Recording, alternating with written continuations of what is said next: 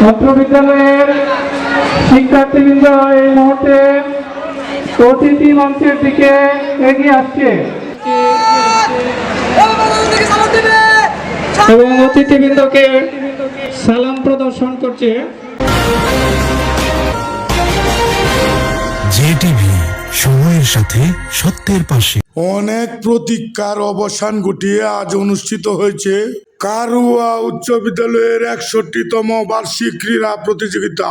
ময়মনসিংহ জেলার নান্দাইল উপজেলার 11 নং কারুয়া ইউনিয়নে অবস্থিত ঐতিহ্যবাহী কারুয়া উচ্চ বিদ্যালয়। স্বনামধন্য এই প্রতিষ্ঠানটির সুযোগ্য প্রধান শিক্ষক জনাব মোহাম্মদ নাজমুল তারেক সাহেব।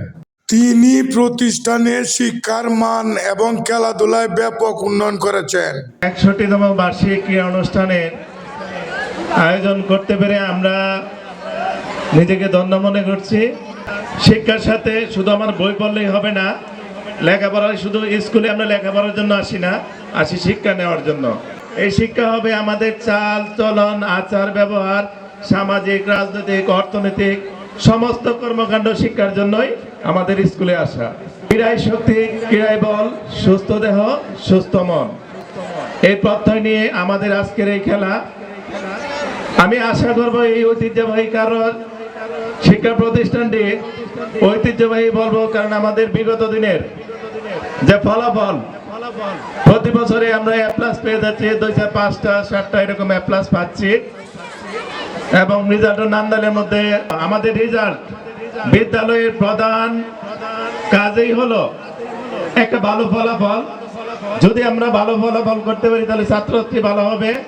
এই এলাকারই যদি প্রতি বছর ওই বিদ্যালয় থেকে যদি 5-7 জন এ প্লাস পায়, ওরা যদি বিভিন্ন ভার্সিটিগুলিতে যায়, ভবিষ্যতে পড়তে পারে এবং বড় বড় কিছু হলে ডাক্তার, ইঞ্জিনিয়ার, তাহলে আমরা সার্থক।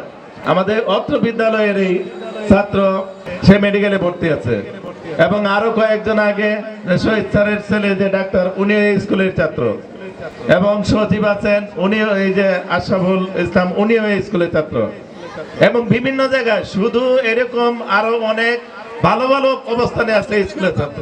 আজকের ক্রীড়া প্রতিযোগিতার আংশিক চিত্র আপনাদের সামনে তুলে ধরা হলো। 100 মিটার দৌড়ের প্রস্তুতি চলছে। খেলাটি এর মাত্র শুরু হয়ে গেছে।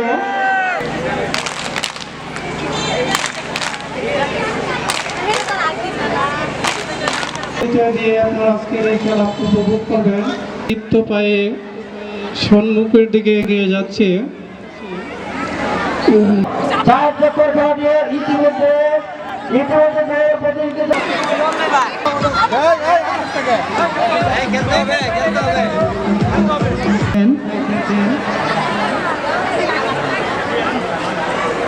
শামসুন্নাহার